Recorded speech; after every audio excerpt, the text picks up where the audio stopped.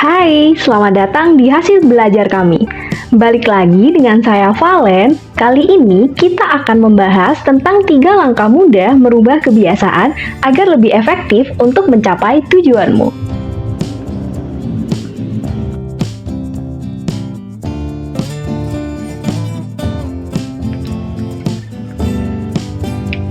Di era perkembangan teknologi yang cukup masif, pernah nggak sih ngerasa semua berjalan begitu cepat, tapi kita tetap diam di tempat, alias gak ada perubahan signifikan yang kita rasakan?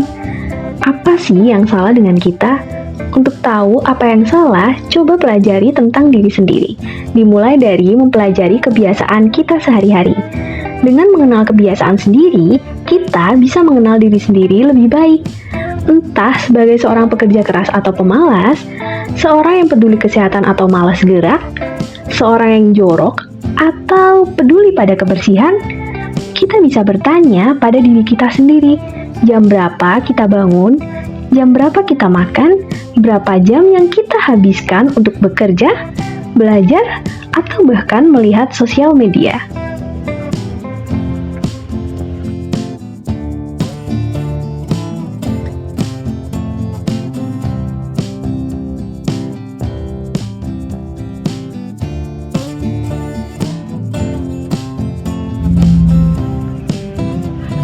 Orang mengubah kebiasaan mereka menjadi lebih baik karena berbagai alasan. Pertama, pencapaian tujuan. Seringkali menjadi motivasi utama. Kebiasaan tertentu bisa menjadi penghalang dalam mencapai tujuan pribadi atau profesional. Dengan mengubah kebiasaan tersebut, seseorang dapat meraih pencapaian yang lebih besar. Selain itu, tekanan dari luar seperti dorongan teman, keluarga, atau atasan juga dapat menjadi pendorong kuat untuk perubahan. Misalnya, dukungan keluarga untuk berhenti merokok. Kedua, pengalaman pribadi atau kesadaran yang timbul dari kejadian tertentu, seperti sakit atau kegagalan, juga bisa memicu perubahan kebiasaan yang tidak sehat atau kontraproduktif. Terkadang ada dorongan internal atau keinginan untuk perubahan positif yang membuat seseorang berusaha menjadi versi yang lebih baik dari dirinya sendiri.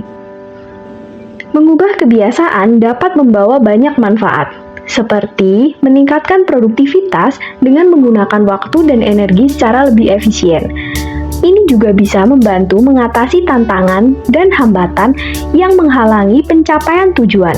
Selain itu, peningkatan kesehatan dan kesejahteraan juga merupakan hasil perubahan kebiasaan, terutama ketika menyangkut pola makan dan tidur yang lebih sehat.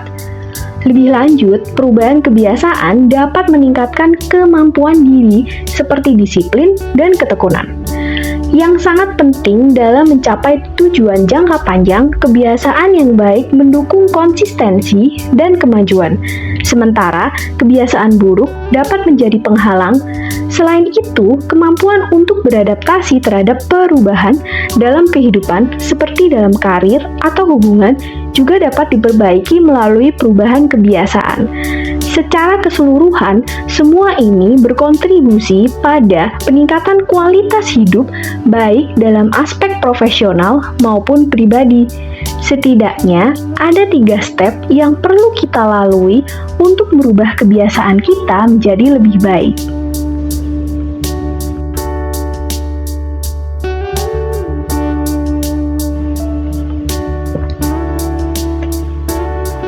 Pertama adalah menentukan identitas.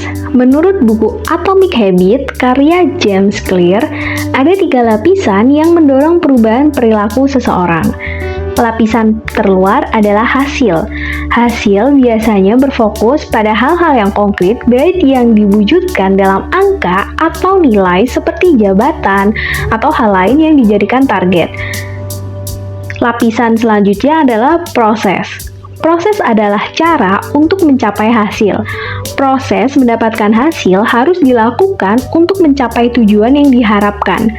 Proses tersebut dalam bentuk kebiasaan-kebiasaan seperti bangun pagi, olahraga, bekerja, dan masih banyak lagi, tergantung hasil yang diharapkan.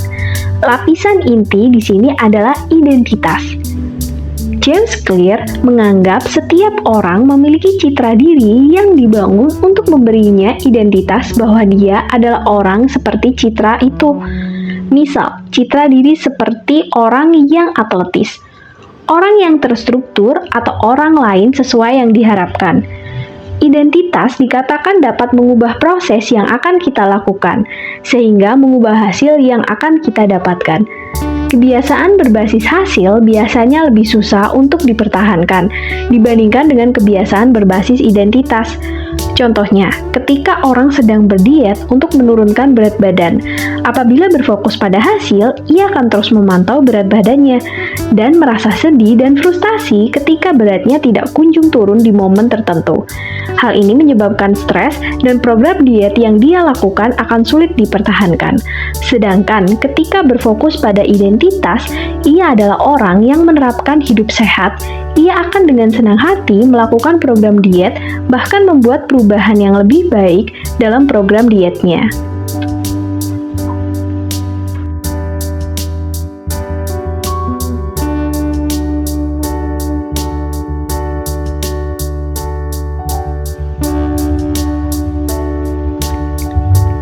Step kedua adalah habit scorecard. James Clear menyatakan bahwa cara paling sederhana untuk mengklasifikasikan kebiasaan baik dan buruk bisa dilakukan setelah mengetahui tujuan apa untuk berubah. Stage 1, tuliskan kebiasaan. Kebiasaan yang dilakukan sehari-hari harus dituliskan, baik itu sekedar bangun, mandi. Setelah menulis kebiasaan sehari-hari yang biasa dilakukan, dari situ akan diketahui apa yang buruk dan baik dari kebiasaan. Stage 2, memberikan skor pada tiap kebiasaan. Tanda minus untuk kebiasaan yang buruk atau tidak mendukung dalam mencapai tujuan yang ingin diraih. Tanda plus untuk kebiasaan yang baik atau mendukung dalam mencapai tujuan yang ingin diraih. Tanda sama dengan untuk kebiasaan yang netral atau tidak berpengaruh dalam mencapai tujuan yang ingin diraih. Stage 3, menciptakan kebiasaan baru dengan detail. Berdasarkan kebiasaan yang sudah dilakukan, jika ada kebiasaan yang ingin diubah, cara paling mudah adalah dengan menjadikannya detail. Bisa dicoba dengan membuatnya lebih detail, karena detail tersebut memberikan efek keberhasilan yang cukup baik, selain hanya sebuah komitmen yang biasa kita lakukan.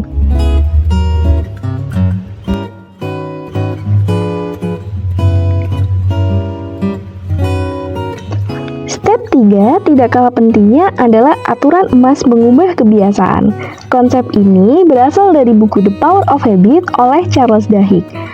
Aturan emas mengubah kebiasaan adalah konsep yang menekankan untuk mengubah kebiasaan dengan mempertahankan isyarat atau cue dan hadiah reward dari kebiasaan lama, tetapi mengganti rutinitas rutin yang terjadi di antara keduanya.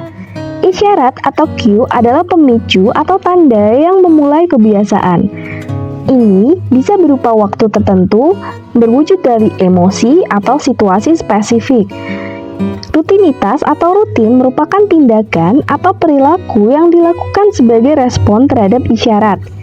Hadiah atau reward adalah manfaat atau kepuasan yang diperoleh dari melakukan rutinitas tersebut. Dengan mengganti rutinitas sambil mempertahankan isyarat dan hadiah yang sama, kita dapat lebih mudah membentuk kebiasaan baru yang lebih positif tanpa merombak keseluruhan pola kebiasaan kita. Contohnya, ketika kamu memiliki kebiasaan untuk scroll sosmed ketika kamu sedang bosan, canggung, atau tidak melakukan apapun, kita sadar ini kebiasaan yang buruk, karena hal ini membuat kita enggan untuk berhenti. Ketika isyarat muncul membawa kita mengambil HP untuk scroll sosmed, kita bisa mengganti rutinitas scroll sosmed dengan hal lain yang lebih positif, seperti menulis jurnal kebiasaanmu, atau list to do pekerjaan, mengecek jurnal keuangan, ataupun membuat gratitude journal. Isyarat kebosanan sebenarnya berdampak sama bagi kita, tetapi mengganti rutinitas dari scroll sosmed dengan menulis akan membuat hadiah yang berbeda. Perasaan ketika kita scroll sosmed terlalu lama akan membuat kita merasa sia-sia telah membuang waktu. Sedangkan perasaan ketika kita membuat jurnal akan membuat kita lebih menghargai diri sendiri atas pencapaian yang kita tulis dan meningkatkan kepercayaan diri dan rasa syukur yang lebih baik.